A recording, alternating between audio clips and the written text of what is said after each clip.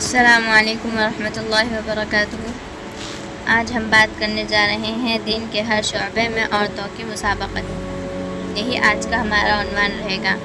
چنانچہ اس امت میں اگر آپ کو حضرت عبداللہ ابن مسعود رضی اللہ تعالیٰ عنہ جیسے فقہ نظر آئیں گے تو سیدہ عائشہ صدیقہ رضی اللہ تعالیٰ عنہ جیسے فقیہ بھی نظر آئے گی۔ اگر آپ کو حضرت زید بن ثابت رضی اللہ تعالیٰ عنہ جیسے حافظ نظر آئیں گے تو پھر حفصہ بنت عمر رضی اللہ تعالیٰ عنہ جیسی حافظہ بھی نظر آئے گی۔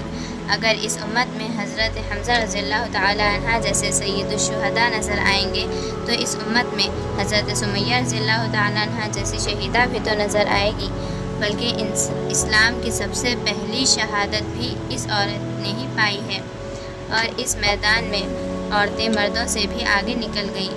سبحان اللہ۔ اس امت میں اگر آپ کو خالد بن ولید رضی اللہ تعالیٰ عنہ جیسے جنرل نظر آئیں گے تو پھر آپ کو اس امت میں خولہ بھی تو نظر آئے گی جو زرار رضی اللہ تعالیٰ عنہ کی بہن تھی۔ چنانچہ کتابوں میں لکھا ہے زرار رضی اللہ تعالیٰ عنہ کو کفار نے گرفتار کر لیا۔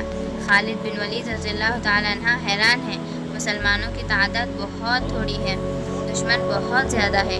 انہوں نے حضرت زرار رضی اللہ تعالیٰ عنہ کو نرغے میں لے لیا تھا اور آگے چل پڑے تھے۔ فرماتے ہیں میں نے ایک سوار کو دیکھا، نقاب پوش تھا، اس کے ہاتھ میں تلوار تھی، تیزی کے ساتھ آیا اور کافروں کو گاجر اور مولی کی طرح کچلنا شروع کر دیا۔ فرماتے ہیں کہ جدھر زیادہ رش تھا ادھر جا کر اس نے لاشوں کے پشتے لگا دیے۔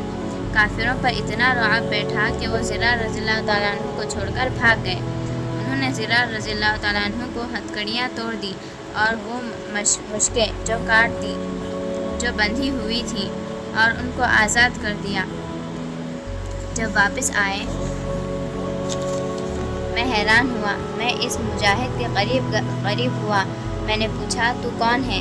تیرے اندر اتنی شجاعت اور بہادری ہے؟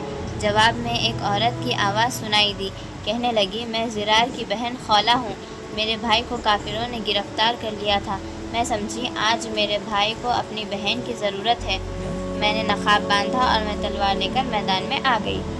تو اگر مسلمانوں میں حضرت خالد بن ولید رضی اللہ تعالیٰ عنہ جیسے نوجوان مرد اور بہادر مجاہد نظر آتے ہیں تو پھر خولہ رضی اللہ تعالیٰ عنہ جیسی بڑا دل رکھنے والی مجاہدہ بھی تو نظر آتی ہے۔ اگر اس امت میں حسن بصری رحمۃ اللہ علیہ جیسے بڑے بڑے مشائخ نظر آتے ہیں تو پھر رابعہ بصریہ جیسی عورتیں بھی تو نظر آتی ہیں۔ تو ان باتوں سے معلوم ہوا کہ عورتیں دین کے معاملے میں اس امت میں کبھی پیچھے نہیں رہی، اور وہ محدثہ بھی بنی اور وہ قرآن پاک کی قاریہ بھی بنی، اور انہوں نے عورتوں میں دین پھیلانے میں اپنی زندگیاں وقف کر دی۔